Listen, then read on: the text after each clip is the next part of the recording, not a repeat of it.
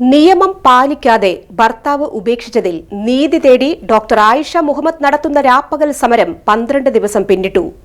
ചാവക്കാട് താലൂക്കിലെ എടക്കഴിയൂരിൽ ഭർത്താവ് ഡോക്ടർ അലി അബ്ദുൾ ലത്തീഫിന്റെ വീടിന് മുൻപിലാണ് യുവതിയുടെ സമരം.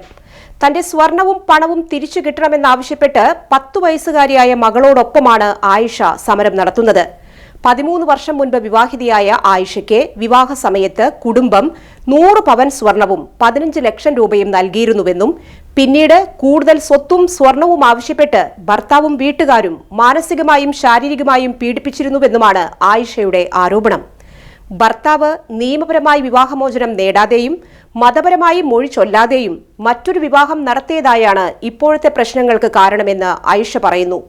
കഴിഞ്ഞ 6 വർഷമായി മകളെ താൻ ഒറ്റയ്ക്കാണ് വളർത്തുന്നതെന്നും കോടതി നിർദ്ദേശിച്ചിരിക്കുന്ന മകളുടെ ചെലവിനുള്ള തുക പോലും ലഭിച്ചിട്ടില്ലെന്നും അവർ പറയുന്നു. കോടതി ഉത്തരവുമായി വീട്ടിൽ പ്രവേശിക്കാൻ എത്തിയപ്പോൾ ഗേറ്റ് പൂട്ടുകയും വെള്ളം ഉൾപ്പെടെയുള്ള അടിസ്ഥാന സൗകര്യങ്ങൾ നിഷേധിക്കുകയും ചെയ്തതായി ആയിഷ ആരോപിച്ചു. കുടുംബ കോടതിയിലും മജിസ്ട്രേറ്റ് കോടതിയിലും കേസുകൾ നിലവിലുണ്ട്.